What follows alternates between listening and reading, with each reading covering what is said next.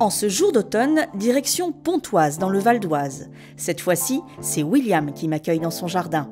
En plein cœur de la ville, derrière des hauts murs de pierre, se cache, paraît-il, une vraie petite merveille. J'ai hâte de la découvrir.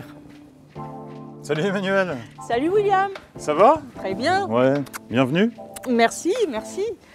Ah, contente d'être ici. Sitôt mon sac posé, William m'emmène découvrir son jardin dont je devine tout le charme dès les premiers pas. Alors tu vas voir, le jardin il s'articule autour de la maison et ça fait à peu près 5-6 espaces. Moi j'appelle ça des pièces de jardin en fait.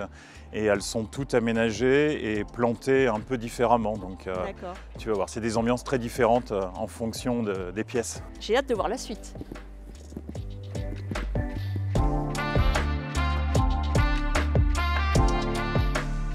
On a dit qu'on parlait de pièces, hein. Nous voilà dans le salon du jardin en fait. Tu vas le voir là sur toute la visite, quasiment tous les objets que tu vas croiser dans le jardin sont issus de récupération. Bah oui, évidemment, il y a un piano dans le salon, c'est normal, c'est la moindre des choses. C'est la dernière trouvaille, il y a quelques semaines, mais tu vois, ça y est, l'humidité l'a complètement figé. Mais l'idée, ça va être de le végétaliser complètement et qu'il vienne se prendre dans un décor. Ce que je vois, c'est que ça va un petit peu au-delà des grosses pièces de mobilier, on va dire. Alors, on a vu des paniers, des échelles, le piano. Alors, quand je récupère essentiellement voilà, de la ferraille, du bois, Oui. des paniers aussi beaucoup. Des choses qui vont naturellement repartir dans la nature comme le bois, quoi. Jardinier bricoleur, jardinier écolo, jardinier, d'après ce que je vois, un peu collectionneur. Alors moi, ce que j'aime bien dans cet alignement d'arrosoirs anciens, c'est que tu peux tout à fait décider d'en mettre certains avec des plantes, comme ici avec cette bruyère. Du coup, tu fais des belles mises en scène de saison avec des plantes de saison. On a ici, par exemple, des jolies petites courges de saison. Je cherche aussi beaucoup d'objets qui puissent servir de contenants. Donc des bassines, des arrosoirs, des paniers, beaucoup. Alors parlons de contenants, celui-là il est quand même extraordinaire, il y en a même plusieurs dans le jardin. Et j'aimerais que tu m'en dises un peu plus. Les Médicis, il y avait une paire de Médicis et je les ai trouvés pareil sur un site bien connu d'échange entre particuliers. Et alors là pour le coup je joue vraiment avec les décors puisqu'il y a 4 saisons et à peu près dans les Médicis tu vas avoir 4 décors différents par an. Ouais. Je troque aussi les plantes, hein. C'est pas que les objets. C'est une bonne idée ça. Comment mais tu fais dans les rubriques jardin de toujours ces mêmes sites, on va trouver des gens qui donnent des plantes, des gens qui échangent des plantes. Je suis le premier. Je les propose et je les offre très souvent. Alors je mets offre ou échange. Et c'est là où les gens arrivent avec une proposition d'un tonneau, de vieux outils ou d'une brouette pour le jardin. Ça c'est un super bon plan en fait. Écoute, bravo. Cette pièce-là, en tous les cas, ce salon est très agréable. Merci. Donc après le salon, Emmanuel, je t'invite à passer dans la salle à manger. Avec plaisir. Allez. Belle salle à manger, dis-moi. Écoute, en tout cas c'est un lieu où on aime recevoir. Belle tablée, joliment fleurie pour la saison, on va dire. Et hors saison, quand on n'y mange pas justement, il y a au moins 6 mois de l'année où je m'amuse avec les paniers, les bassines, etc. à fleurir. Et il y a toujours des plantes, des objets, il y a toujours plein de choses. Ouais, c'est un peu l'élément central de la salle à manger. Ouais. Ravissant en tous les cas. Et puis alors, moi ce qui me frappe quand on rentre dans cet espace du jardin, c'est ce magnifique pommier. Il faut savoir que dans ce jardin, il y a encore, parce qu'on est là depuis 12 ans, il n'y avait vraiment rien du tout. Donc il existait uniquement ce pommier qui n'était pas dans un bel état. Il n'y avait vraiment rien. Donc on a tout créé, on a tout planté en 12 ans. C'est de ta fabrication, toutes ces bordures? Alors c'était l'idée de construire un jardin à la française. Et par contre dans les carrés, j'ai fait du fouillis, donc quelque chose d'un peu structuré, d'un peu organisé en fait. Et ce qui a guidé le dessin du jardin en fait, c'est le pommier parce qu'il était au milieu. J'ai tout dessiné sur une feuille et j'ai créé les 6 parterres de buis autour du pommier en fait avec les allées. On a quand même ici une magnifique représentation des beaux dahlias de toutes les couleurs. Oui, j'aime bien le dahlia parce que ça permet plein de choses. C'est une plante qui me rappelle aussi un peu mon enfance. Il y en avait chez mes grands-parents, je trouvais ça sympa. Ouais. Et c'est une plante qui avait été mise de côté, je trouve, ces dernières années. Peut-être parce que voilà, ça rappelle des vieux souvenirs, un peu ringardes, etc. Enfin, moi j'adore, ouais. C'est facile à faire pousser. Donc là, cette petite plate-bande, elle vit sa vie, ça ressort. Tu les as plantés, tu les as laissés un peu sur place. Et puis, alors les dahlias, en vrai, c'est que je les laisse en pleine terre. Par contre, dès que les feuilles du pommier vont tomber, oui. Je récupère tout et je remplis tout ce carré. Alors je coupe tout à ras et je remplis tout le carré avec les feuilles du pommier en fait. Très bien, donc ça les protège tout l'hiver. Alors certains tuteur leurs dahlias, est-ce que c'est le cas pour les plus grands chez toi? Alors oui, alors j'ai des supports, là tu vois il y a un support et c'est vrai qu'on le voit d'ailleurs là autour du support, les dahlias tiennent mieux, ils sont bien droits, etc. Il faut mettre des tuteurs. D'accord. Alors moi j'aimerais bien que tu nous parles un peu de ce compost qui a l'air bien plein. Tous les déchets du jardin finissent au compost, bien évidemment. Et clairement, le but du jeu, après, c'est d'aller remuer ce qui se passe à l'intérieur. Puis tu vois, là, à chaque fois, on voit là, que le chaleur... En direct, je peux donc me réchauffer les mains. Ah oui, cette nuit, si tu as un petit peu de froid, tu vas monter... c'est pas le chauffage que tu vas augmenter, mais tu iras secouer le compost. Au bout d'une bonne année, en fait, sur la partie basse, tu as ça s'est transformé en très bonne terre. Et c'est ça que je vais remettre dans les pots et dans le jardin pour alimenter le jardin, en fait. Ouais. Merci William pour toutes ces explications et bravo pour la décoration. J'ai déjà repéré plein de belles idées faciles à reproduire. Maintenant, j'aimerais bien que tu m'en dises un peu plus sur ce qui t'a amené à créer un jardin aussi accueillant et raffiné. Cette passion du jardin, cet art de faire les choses au jardin, ça te vient de ta famille par exemple ? Ça vient clairement de ma famille, oui. J'avais des grands-parents d'un côté qui étaient agriculteurs dans l'Oise. Puis j'avais aussi un autre grand-père qui était chercheur agronome et il a créé un jardin tropical autour de la maison, donc avec plein de plantes complètement exotiques. Tout ça, ça m'a donné l'envie de créer un jardin derrière en tout cas. Ton jardin où nous sommes aujourd'hui ici, c'est ton affaire ou c'est l'affaire de toute la famille ? C'est pour tout le monde, c'est pour le partage, c'est aussi pour les amis, mais c'est moi qui m'en occupe. Ouais. Et puis je crois que le partage, la notion de partage, elle va un petit peu au-delà de la famille et des amis puisque tu l'ouvres de temps en temps au public. Il est ouvert dans le cadre des rendez-vous au jardin, mais tu as aussi la journée du vendredi qui est destinée aux scolaires en fait. C'est des écoles du quartier qui viennent et on a toute la journée 4-5 classes qui défilent, qui visitent le jardin et là je réponds à toutes leurs questions avec les maîtresses. Jardiner pour toi c'est un peu s'évader ? Exactement, ouais. De temps en temps, ça fait du bien de se retrouver seul et donc dans mon jardin. Et puis c'est là aussi où je réfléchis en fait. Parce que je réfléchis au jardin, mais je réfléchis à la vie en général, je réfléchis à ma famille, et puis je réfléchis aussi, j'y trouve mes idées pour le boulot aussi, je pense. Et il y a un coin du jardin spécialement où tu aimes t'isoler ? J'aime bien aller tout au fond du verger, là où on était tout à l'heure, et il y a un banc au fond du jardin, et j'aime bien parce que c'est au calme, et en même temps, c'est un des endroits du jardin où j'ai la vue sur tout le jardin en fait. En tout cas, ce que je peux te dire, c'est que tu es un jardinier créateur d'ambiance et un jardinier qui a fait un jardin où on se sent bien. Bien, merci. Voilà. Merci. À la tienne. Et merci pour l'accueil.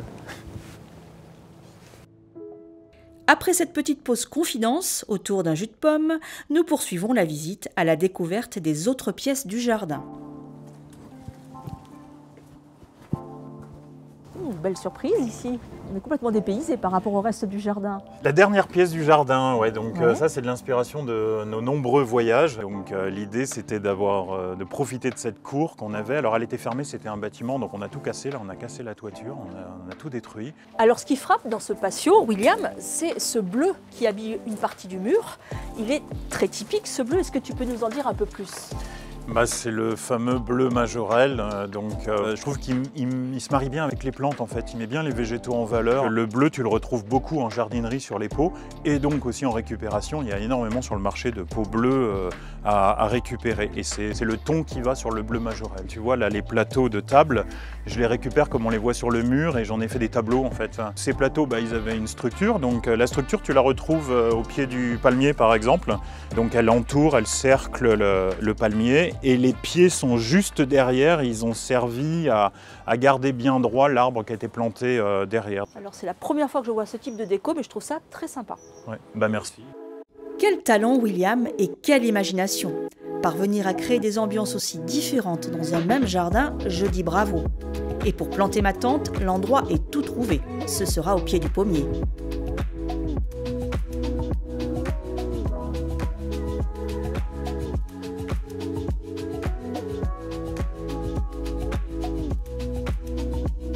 Après un petit dîner convivial, me voilà prête pour une bonne nuit. Demain matin, William a prévu un atelier jardinage. Hâte de voir ce qu'il va me proposer.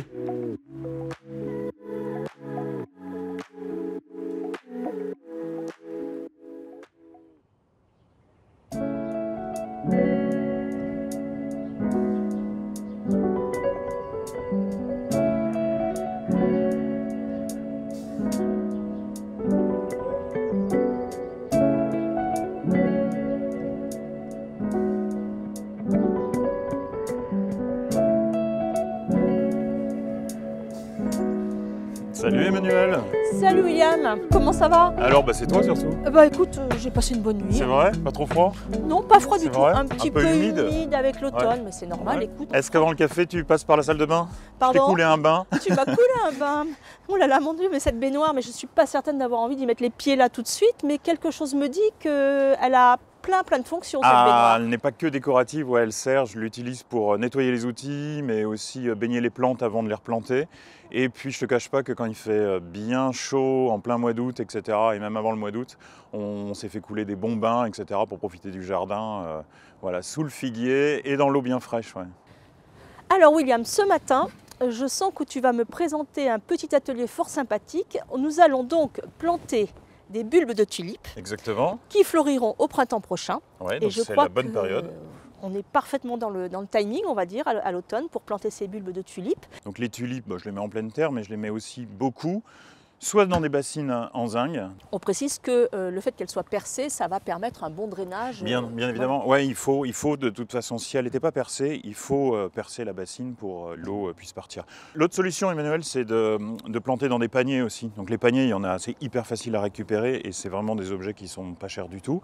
Alors venons-en à nos bulbes de tulipes. Par quoi commence-t-on? Alors au fond de la bassine, moi, je commence. Alors soit tu mets du gravier, soit tu mets des billes d'argile sur quelques centimètres au fond de la bassine, pour pas que, toujours pareil, pour pas qu'il y ait trop d'humidité et que t'en mets quelques centimètres au fond. Après, tu y ajoutes de la terre. Alors moi je fais un mélange de terre de jardin, parce qu'elle est plutôt bonne, mais elle est un peu lourde. Oui. Et je complète avec du terreau que j'achète en jardinerie. Donc on y va, on met une bonne couche de terre là. Un peu de terreau, après on va mélanger tout ça. Donc ce qu'on va faire, c'est qu'on va les planter en, moi j'appelle ça en millefeuille. Donc je vais en mettre 2 couches en fait. Je vais D'accord. mettre 2 couches de tulipes. 2 strates, 2 couches 2 strates de tulipes. de bulbes. Ouais. D'accord. Alors l'idée c'est que entre le haut de la plantation de la dernière couche de terre et le bulbe, il faut à peu près 3 fois la hauteur du bulbe. Donc la partie la plus pointue sur la partie haute. Et puis après on les pose. Et les bulbes ne doivent pas se toucher. Mais moi j'aime bien, on dit qu'il faut pareil 5-10 cm entre chaque bulbe. Mais l'idée c'est d'en avoir un paquet. Donc moi je les colle pas mal. Ça y est, j'ai mes 10 cm de terre. Et hop, le but, c'est Et que donc se ça, on touche est pas. d'accord qu'on a au moins, allez, 15 jours, 3 bonnes semaines de vraies belles fleurs. Tu as au moins 3 voire 1 mois de floraison. Ouais. Parfait. Eh ben bravo, on a bien bossé. Ouais. Alors celui-ci, il est sympa, donc il doit être un peu lourd, mais il reste les poignées, donc tu vas m'aider. C'était une t'aider. ancienne lessiveuse. Allez, je te suis. Allez, go. Et bien voilà, après avoir aidé William à planter des bulbes de tulipes, il est l'heure pour moi de repartir. Mais avant, je tiens à lui faire une petite surprise, et j'espère bien que ça va lui plaire. Et puis avant de partir, je voudrais quand même te transmettre un petit objet qui m'avait été remis par le premier hôte chez qui je suis allée. C'était Romain, que tu connais, je crois. Il m'avait offert cette petite chouette, cette jolie chouette qui vient d'Asie. Je te la transmets. Merci Emmanuel, et puis merci à Romain aussi, et puis ça fera un très bon souvenir de ces 2 jours passés en ta compagnie. Et puis moi en échange aussi, j'ai un cadeau à te remettre pour le prochain. Super. Oh là là. Qu'est-ce que c'est que ça? Alors à mon tour de t'offrir une bébête. Cette sauterelle a été faite par un ami qui était ami de mes grands-parents, et donc ancien agriculteur à la retraite dans l'Oise, il s'appelle Jam. Elle est trop belle, cette petite bestiole, et je suis sûre que je vais faire beaucoup d'effets avec elle en repartant. Dans les transports. Dans les transports, en repartant à Paris. Et alors, comme tu le sais, ce que j'aime bien, c'est laisser un petit carnet pour que chaque hôte que je rencontre écrive un petit mot, ce qu'il veut. Merci Emmanuel. Écoute, Et et puis, un plaisir en tout cas de t'avoir reçu avec tes équipes au jardin pour te faire découvrir cette envie de partager avec le plus grand nombre de personnes cette passion et mon jardin. Un grand plaisir. Ils seront nombreux à apprécier. Pontoise, le 23 octobre 2023. Emmanuel, encore un grand merci pour ta visite avec ton équipe de Détente Jardin. C'est tout simplement un moment agréable, riche en partage, rire et passion commune, le jardin. J'aime cette idée de partager ma passion qui rend la vie plus belle et qui donne le sourire. La nature est passionnante et inspirante. William.